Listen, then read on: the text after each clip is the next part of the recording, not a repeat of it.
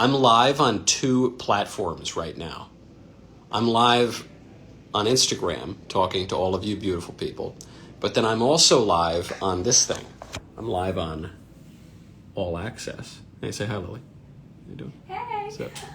So Lily over here has asked me to go live on Instagram so that I can sell you people subscriptions to the Daily Wire. You see, because what we do about once a month is we go on, or once a month, like once a week, we go on All Access and talk to our creme de la creme Daily Wire members, which are the All Access members. And we take questions and we get into hot political, cultural, theological debates and all this kind of stuff. So you can join right now if you want to do that. You go to dailywire.com/subscribe. Just click the link in my bio. It's right there. It's in my bio. You click my thing, you go there, you do the TikTok, you turn on the MySpace, you click the link in the bio, you use code Knowles, Knowles, like Beyonce, and you'll get 20% off your membership. So I'm going to be taking questions from these beautiful All Access members. If you are not one yet, head on over, click that link in the bio, 20% off with code Knowles. Let's turn to some of the first questions from Bex. Good morning. Good morning, Bex. LL Vines, thank you for being you. That's very kind of you to say. Thank you, LL Vines. Tracy, hi from Oklahoma. Mikey Mike, says Adam Hirsch. What's up, man? I Gascon says, thank you for being a man of conviction. My pleasure. I'm so pleased to be convicted. Neanderthal Thinker says, hey, Michael, what is your theological argument against marijuana but permissible for cigars? Always wondered. Thanks. Well, I don't really. I make more of a political argument, which is that although I know some people on the right enjoy the Haitian oregano at times and a little bit of that Peruvian parsley, generally it's more of a lib thing. And especially the legalized crowd, the ones for whom legalizing the old Colombian cumin is the most important thing in their entire world, they are all libs. And so my political argument against it is, why would we give them what they want? They're wrong about everything. Why would they be right about this? 2, why would we introduce this new, foreign, easily abused substance into the culture? 3, if the argument is against alcohol, say, well, we have alcohol, why not have marijuana? Well, if your argument is that alcohol is bad, why would you want to introduce another bad substance? And I don't think that alcohol in moderation is bad, but even if you did, alcohol's been around in our culture forever. It's the first miracle that Christ performs at the wedding at Cana, is to turn water into wine for people who've been drinking for a long time. So that's just in our culture. When some reformers tried to get rid of it, it didn't work out very well. But marijuana is not really a part of our culture, at least not yet. So, but mostly I do it just because I don't want the libs to be happy and get what they want, and I think it's conducive to weird hippie stuff. But I don't really have a theological argument against it. Certainly in moderation, I don't think I have a theological argument, other than that it is hard to moderate that. A cigar does not change your state of mind. Okay, you don't get drunk from a cigar. You don't even inhale the nicotine. You get a little slight twinge of nicotine, but with the old Peruvian parsley, if you're smoking it the right way, you are inhaling. And that's not good for your lungs, and it's not good for your brain. And I don't think it's good for your soul, darn it. Hey, Smokey Mike says, there's another smoking question. How'd you get started smoking cigars? I was 15, down the Jersey Shore. A family friend came. He said, Michael, we're going to make you a man. He brought me a bottle of vintage port and a Cuban cigar. And I enjoyed it very much. And I don't like cigarettes. And my mother smoked about a bazillion cigarettes an hour. So I really didn't expect to like the cigar. I always hated cigarettes. Very rarely smoked cigarettes in my life. Hate inhaling them. But cigars taste good. Very high quality. Taste good. Miguel says, shout out for my birthday. Sure thing, Miguel. Sure thing. Happy birthday. Buenos cumpleaños. Did I say that right? No, I don't know. My Spanish isn't great. Luis Rosignol says, why are people surprised that baby killers are getting violent in protests already? Yeah, I mean, pretty much. Right. I couldn't get over it when people said, I'm shocked. I can't believe that the law clerks would leak the document. They leaked the opinion. Can you believe that they would upset the norms of the court? Yes, I can believe that. They're kill babies. They'll do, if you commit an egregious sin, or if you are open to committing an egregious sin, it's going to be easier to commit less egregious sins. obviously. You know, it reminds me of Norm Macdonald's reaction when a lot of people were saying, you know, the worst part of Bill Cosby's sexual crimes is the hypocrisy. And Norm had this really funny reaction. He said, no, I don't think it's the hypocrisy. I think it's the raping. I think that's the worst part. Followed by the plotting and the scheming and the drugging. And then only way down on the list is the hypocrisy. Most rapists, I find, are hypocrites. That was his take, and it's a good take because, you know, if you're willing to do something that's really, really bad, you're probably going to do other things that are bad but less bad. Lewis says, what is your favorite book in the Old Testament? Probably Genesis, followed by, I really like Ruth. I'm not saying it's my favorite book in the Old Testament, but I really like Ruth. Job, love Job, really love Job. Love Ecclesiastes. Love, I don't know, right now I'm doing my Bible in a year, so now I'm on Kings, I guess. Judges gets pretty intense. You know, like chopping up concubines and things. Pretty hardcore. Let's see. Hello from Spain, says Albert Espares, from a fellow Catholic conservative. Hey, thanks for tuning in. See, we've gone global, man. I really appreciate that. I love Spain, too. Got to go to Spain once. Went to Sevilla. Went to Barcelona. And it was super cool and fun. For those of you, someone says, Michael, come to Brazil. This is on Instagram. Except I said I wasn't going to read any comments from Instagram. Because if you want to ask a question in this all access and be a cool guy and get in on the convo, click the link in my bio and become a Daily Wire member.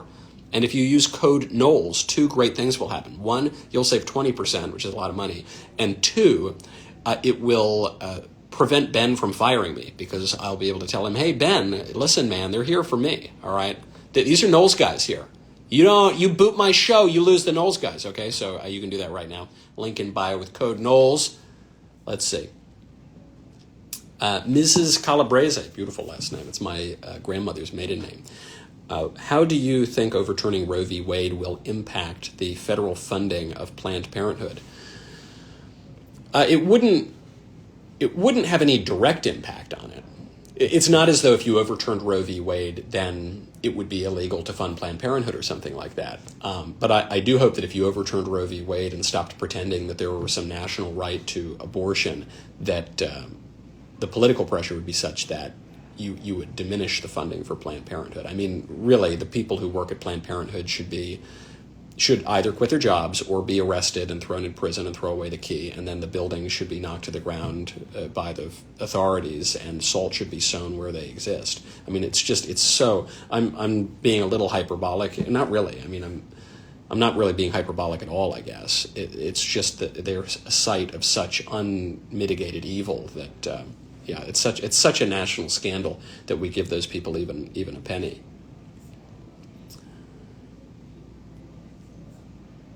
Adam Hirsch says, Michael, last night I told Ben that you would wax his chest hair if Trump wins in 2024. I'm sorry you told him that.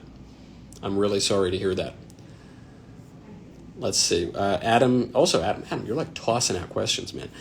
What's your favorite movie theater in the Nashville area? I have a little baby, so unfortunately I have not gotten to sample too many of the movie theaters. During COVID, though, it was so cheap to rent movie theaters. You could rent a whole movie theater for like $100 during COVID because no one was going to the movie theaters. So I thought, I was like, it's probably cheaper to just go rent the movie theater and bring the baby and let him scream than to pay a babysitter to come so that I could go see a movie with other people. Let's see. Slap My Bass says, so much for playing Mario Kart on lunch. This is more important. Thank you, Slap My Bass. I'm glad you feel that way. I agree as well. Let's see. Okay, I'm going to scroll down because I'm so far behind. I go too slow at these, you know what I'm saying? Laurel. Hey, Laurel, what's up? Michael, next time I see you in person, what would you like me to paint you as a gift? Oh, gosh, I don't know.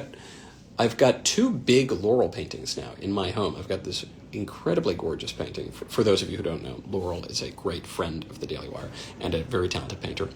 So I have this one beautiful painting from my wedding that she painted that's framed up right in my bedroom. And then I just received this beautiful painting of sweet little Lacey and cute little baby June. So gosh, I've got to think about this. If you're offering, and I've commissioned Laurel to do paintings also for relatives. I've got to think about this. I don't want to waste it. I don't want to blow my chance on some lesser painting. I've really got to think about it. Right now I've shown you guys this on All Access. For those on Instagram who don't know, I've got my painting here. This is William Halsall's Mayflower in Plymouth Harbor. Over here, I've got a little memento mori. This is my, can I zoom in? Yeah. This is my Caravaggio St. Jerome writing. St. Jerome at his desk with the skull on there as he's translating the Bible, to remind me that if I don't get my work done, that'll be too bad because I'm going to die someday and I need to hurry up and work.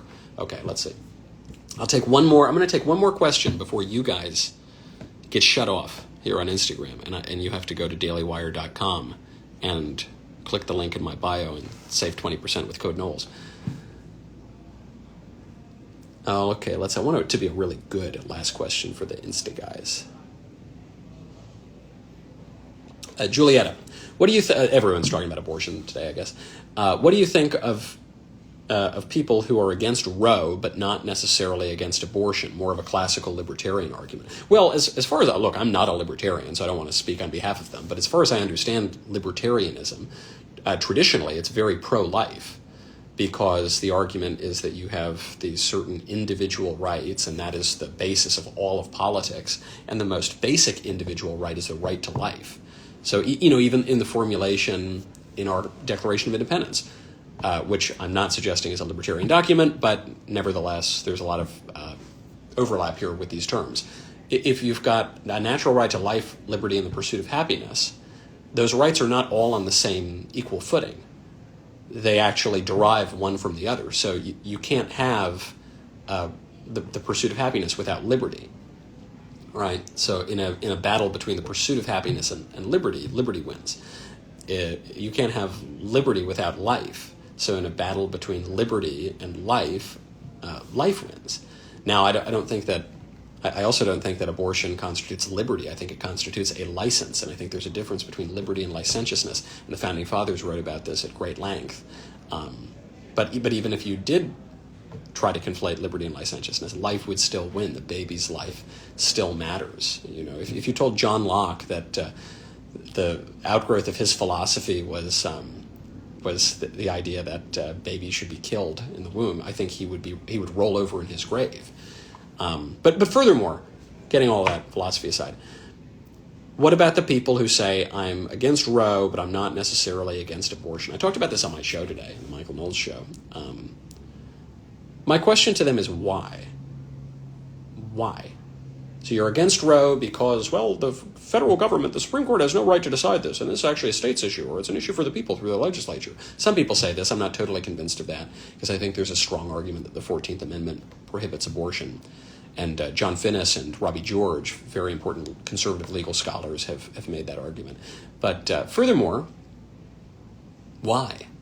Why? What about the people who say, look, I don't support abortion. I would never get an abortion, but I think other people should. What's so special about you? I would never kill my precious little offspring, but all those dirty, poor black people in the inner cities, they should. That's the argument, right? The abortion rate among black women is 5 times the abortion rate of white women. So that's really what you're saying. The arguments that you sometimes hear from Freakonomics or other people, a lot of it boils down to a kind of racial level. All of it comes down to a class level, and it comes down to, well, those dirty, filthy other people, they can kill their kids, but I would never kill mine. Why? Why wouldn't you do it? Why? Because it's obviously wrong. Because it's wrong to kill little babies. So if it's wrong for you and you wouldn't do it and you recognize it, why would you encourage other people to do it? Okay, on that saucy note, I'm going to go just talk to my buddies over here at All Access. You can join All Access right now, right this very second, by clicking the link in bio. It's at dailywire.com/subscribe. Use code Knowles, KNWLES. You will save 20%. And you'll probably irritate Ben doing it. Even though the company will make money, he'll still probably be irritated. But that's fun. That's why we do this. So see you over there on All Access, guys. Great to be with you.